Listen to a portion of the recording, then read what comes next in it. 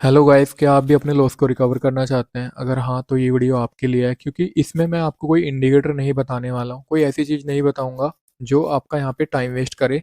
Simple process बताऊंगा। 5 से 6 minute का वीडियो होने वाला है, ज़्यादा बड़ा वीडियो नहीं बनेगा। लेकिन अगर आप इस वीडियो को पूरा देखते हैं, मैं डेफिनेटली कह सकता हूँ कि आप अपने जो लॉस है उसको रिकवर कर सकते हैं। अगर आप प्रॉफिटेबल बनना चाहते हैं, आप प्रॉफिटेबल बन सकते हैं। लेकिन उसके लिए आपको वीडियो को पूरा देखना पड़ेगा। 5 मिनट ये आपकी जो ट्रेडिंग जर्नी है उसको बिल्कुल चेंज कर सकते हैं। तो वीडियो में आप लास्ट तक बने रहिए। देखिए, आज की जो स्ट्रेटजी है सिंपल है, बस आप वीडियो को पूरा देखिए। अगर आप वीडियो को पूरा देखेंगे, आप डेफिनेटली मैं कह सकता हूँ कि आज से ना आपकी जो ट्रेडिंग जर्नी है वो चेंज हो जाएगी, अगर आप इन रूल्स को फॉलो करेंगे तो। गोल्ड का चार्ट लेना है 1 मिनट के टाइम फ्रेम पे। अब 1 मिनट के टाइम फ्रेम पे ही आपको क्यों लेना है? क्योंकि हम अपना एसएल यहाँ पे 10 पिप का रखेंगे, यानी कि 1 पॉइंट।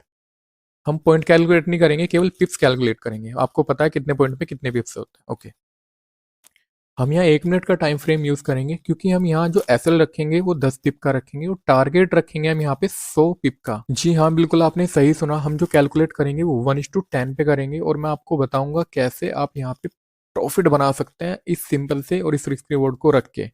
रिस्क रिवॉर्ड आपका 1:10 हो सकता है, 1:7 हो सकता है, 1:12 हो सकता है, लेकिन रिस्क रिवॉर्ड आपका बड़ा ही होना चाहिए। तो यहाँ पे मैं आज आपको बताऊंगा 1:10 को रख के आप कैसे प्रॉफिट बना सकते हैं। फिक्स नहीं है, आप कितना भी रख सकते हैं, लेकिन मैं 10 पे कैलकुलेट करके आपको दिखाने वाला हूँ। बस आप वीडियो में लास्ट तक बनी रहेगी। वीडियो को गाइस पूरा देखिए आप। आज 10 से 11 ट्रेड जितनी भी होंगी, 10 ट्रेड के आसपास हम करेंगे और उसमें देखेंगे हमारा कितना लॉस हुआ है, कितना प्रॉफिट हुआ है। उसके बाद हम कैलकुलेट करेंगे कितनी हमारे टारगेट हिट हुए हैं, कितने हमारे एसएल गए हैं। उसके बाद फिर ये देखेंगे हम लॉस में है या प्रॉफिट में है। जैसे मैंने आपको बताया 1:10 का रखेंगे, तो मैंने जो अपने टारगेट है ना यहाँ पे सेट किए हुए हैं, ताकि टाइम वेस्ट ना हो, वीडियो ज्यादा बड़ा ना हो, तो मैंने इसने टाइम सेट किए, यहाँ पे सेट किए हुए हैं। थोड़ा सा मैं आपको बता देता हूँ। यहाँ पे मैंने ट्रेड स्नाइपर इंडिकेटर लिया है, और इस वीडियो का जो पर्पस है, आपको कोई इंडिकेटर सेल करना या आपको कोई इंडिकेटर के बारे में बताना नहीं है। ये केवल कैलकुलेशन के लिया गया है, क्योंकि कोई ना कोई प्रोसेस तो चाहिए ना जिसके बेस पे आप ट्रेड करेंगे। कुछ तो ऐसा हो ना कि जिसके बेस पे आप ट्रेड लेंगे। तो मैंने यहाँ अपने केस में इंडिकेटर लिया है, मुझे इंडिकेटर ईजी लगता है, तो मैं इंडिकेटर लिया है। मैं आपको इंडिकेटर का एक बार बता दूं। ये जब स्ट्रॉन्ग सेल के या बाय के सिग्नल देगा ना, कैंडल के क्लोज होने पे सिग्नल देता है, लैग नहीं है बिल्कुल भी। ऐसा नहीं है रीपेंट करता है, लैग करता है कि यार अभी यहाँ लग गया, अब वहां लग गया, कैंडल रिजेक्ट हुई, यहाँ से हट के वहां लग गया। वैसा नहीं है, जो है जो रियल मार्केट में वो यहाँ है, बस आप ये समझो। टारगेट मैंने रखे हुए हैं, देखिए।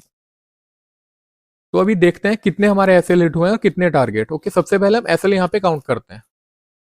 देखिए, यहाँ पे हमारा एसएल हिट हो गया। आपको मैं जूम भी करके दिखा देता हूँ। 1 पॉइंट का रखा है हमने, 10 पिप का। और यहाँ पे हमारा एसएल हिट हुआ है, यहाँ पे नहीं है। एसएल काउंट करते हैं पहले कितने। 2, यहाँ पे भी एसएल हिट हुआ है। 3, 4,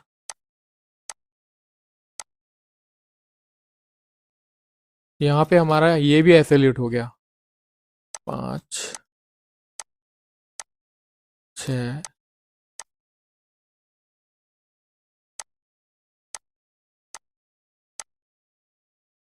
ये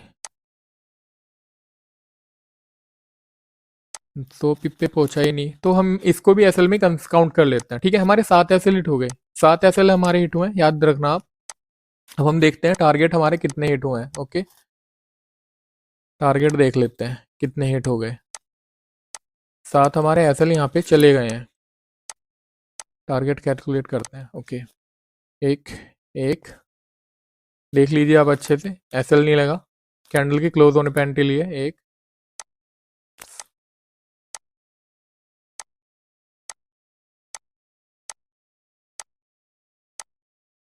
2,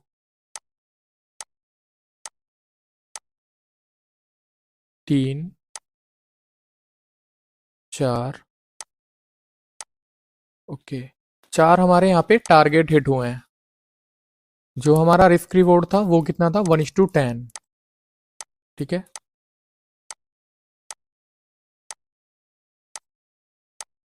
ओके। हमारे यहाँ पे 4 टारगेट हिट हुए हैं और 7 हमारे एसएल हिट हुए हैं। टोटल जो ट्रेड हुई वो हुई 11 ट्रेड हुई है। ठीक है, अब इसको हम कैलकुलेट करते हैं कितना हमारा प्रॉफिट हुआ, कितना लॉस हुआ। देखिए आप, 7 एसएल गए। ठीक है, 70 पिप हमारा लॉस हो गया, क्योंकि हमारा 10 पिप का यहाँ पे एसएल था। ओके, 1 मिनट में लिख देता हूँ यहाँ पे ना, अभी आप समझिए। एसएल हमारा 10 पिप का था, टारगेट हमारा 100 पिप का था। ठीक है, इसको पिप कर देते हैं। रिस्क रिवॉर्ड यानी कि इसका मतलब हो गया रिस्क रिवॉर्ड हमारा हो गया 1:10। ओके, 7 एसएल गए हैं, 70 पिप हमारा लॉस हो गया, ये लॉस हो गया। ठीक है, 4 टारगेट हिट हुए हैं, 400 पिप हमारा प्रॉफिट हो गया। अगर हम 400 पिप में से 70 पिप को माइनस करते हैं, प्रॉफिट बचता है हमारा 330 पिप का प्रॉफिट हो गया। ठीक है, ट्रेड कितनी थी? ट्रेड थी हमारी यहाँ पे 11। हिट कितनी हुई है हमारी? 4। अब आप खुद सोचिए, 11 में से 4 टारगेट हमारे हिट हुए हैं, एक्यूरेसी हमारी कितनी निकलती है? ठीक है, 35-40% के आसपास हमारी एक्यूरेसी है। 35-40% पे भी आपका प्रॉफिट बनेगा अगर आप तरीके से पैसा बनाएंगे तो। इसका पता है रीजन क्या है? इसका रीजन है रिस्क रिवॉर्ड, बड़ा रिस्क रिवॉर्ड। अगर आप बड़े रिस्क रिवॉर्ड पे काम करेंगे तो एक्यूरेसी मैटर नहीं करती, और आपका जो लॉस का कारण है ना, जिसकी वजह से आप लॉस में है, वो उसका कारण भी एक्यूरेसी है। आप एक ऐसा सिस्टम फाइंड कर रहे हैं जो ऐसा सिस्टम हो जिसकी एक्यूरेसी 90% हो, 95% हो, 85% हो। जो है नहीं, सिस्टम है ही नहीं, और जो मिलेगा भी नहीं, जो बना भी नहीं है, ना बनेगा। ठीक है, आप ऐसा सिस्टम फाइंड कर रहे हैं, आप मतलब एक जो इम्पॉसिबल चीज है ना, आप उसके पीछे दौड़ रहे हैं, जिसकी वजह से आप लॉस कर रहे हैं। सही चीज क्या है कोई नहीं बताता, सही चीज है रिस्क रिवॉर्ड। रिस्क रिवॉर्ड सही सिस्टम, आप जिस बेस पे ट्रेड कर रहे हैं वो आपके पास सिस्टम होना चाहिए। वो कुछ भी हो सकता है, कैंडल हो सकती है, चार्ट पैटर्न हो सकता है, इंडिकेटर हो सकता है, लेकिन सही सिस्टम जो आपको पागल ना बनाए। अगर इंडिकेटर हो तो ऐसा हो जिसके जो सिग्नल है फिक्स हो, लैग ना कर रहे हो, पागल ना बना रहे हो आपको। ठीक है, आपको सही सिस्टम चाहिए और सही रिस्क रिवॉर्ड, आप प्रॉफिट बना सकते हैं। अगर आप सोच रहे हैं कोई हाई एक्यूरेसी का सिस्टम मिल जाए तो वो आपको ना तो मिलेगा ना मार्केट में है। पैसा बनता है सही माइंड के सेट के साथ, सही रिस्क रिवॉर्ड के साथ। तो अगर आप प्रॉफिट बनाना चाहते हैं, आप अपने लॉस को रिकवर करना चाहते हैं, तो आप सही रिस्क रिवॉर्ड को फॉलो कीजिए, सही सिस्टम के साथ फॉलो कीजिए, आप कुछ भी यूज कीजिए। मैं आपसे ये नहीं कह रहा मेरा इंडिकेटर लो, मेरे इंडिकेटर फॉलो करो, नहीं, आप इंडिकेटर कोई भी लो, स्ट्रेटजी कोई भी लो, लेकिन सही तरीके से यूज करो, सही माइंड सेट के साथ यूज करो। ठीक है, अब मैं आपको बताता हूँ, 1 मिनट का चार्ट मैंने लिया छोटे एसएल के लिए, क्योंकि हमें अपना पैसा बचाना होता है। सबसे पहले पैसा बनाना यार बाद की बात है, सबसे पहले तो आपको अपना पैसे बचाना है ना, तभी तो आप मार्केट में सर्वाइव कर पाओगे। उसके लिए आपको जरूरत क्या है? छोटे एसएल की। छोटा एसएल, बड़ा टारगेट। इसका मतलब ये है, हमें एक एग्जांपल दे रहा हूं, हमें ना 1 रुपया देके 10 रुपए मार्केट से लेने हैं, हमें 1 रुपया देके 2 रुपए नहीं लेने। क्यों लें यार हम 2 रुपए? हम 1 रुपया देके हम 10 रुपए लेंगे ना, अगर हमें लेना ही है तो। हम 2 रुपए के लिए क्यों काम करेंगे? हम 1 रुपया देके बड़ा टारगेट लेंगे ना। आप बड़े रिस्क रिवॉर्ड पे काम कीजिए ना, आप छोटे रिस्क रिवॉर्ड पे काम कर रहे हैं 1:2 1:3। यार मैं बता रहा हूँ ना, 1:2 पे कुछ भी नहीं होता। अगर 1:2 पे आप काम करेंगे, एसएल आप बड़ा रखते हैं, फिर 30 पिप का, 40 पिप का, फिर टारगेट भी आप उतना ही रखेंगे, उसके लिए घंटों वेट करते हैं। आपको ऐसा नहीं करना। एक बात और बताता हूँ, सबसे बड़ी प्रॉब्लम है इमोशंस। आप इमोशंस में बह के लॉस करते हैं, आपकी प्रॉफिट की जो ट्रेड है वो भी लॉस में हो जाती है। तो उसका भी आप एक सिंपल सा तरीका है। क्या तरीका है? आपने एसएल लगा दिया, 1 पॉइंट का टारगेट लगा दिया, चाहे आपने 7 पिप का रखा हो, 70 पिप का रखा हो, 100 पिप का रखा हो, वो आप डिसाइड कर लेना। बस मैं आपको ये कहूंगा, बड़े रिस्क बोर्ड पे आप काम करो, एसएल छोटे से छोटा रखो। और अगर आपको अपने लॉस रिकवर करना है ना, 1 मिनट के टाइम फ्रेम पे काम करो। रीजन ये है, पहले तो आप लॉस में है। दूसरा रीजन, 1 मिनट के टाइम फ्रेम पे आप 10 पिप का एसएल आराम से रख सकते हैं, कोई दिक्कत नहीं है। टाइम फ्रेम बड़ा होता चला जाएगा, एसएल भी बड़ा बन जाएगा, क्योंकि वो आराम से हिट हो जाएगा बड़े टाइम फ्रेम पे। 1 मिनट के टाइम फ्रेम पे आप 10 पिप का एसएल रखिए, टारगेट रखिए 5 का, 6 का, 7 का, 10 का, जितना आप रख सकते हैं।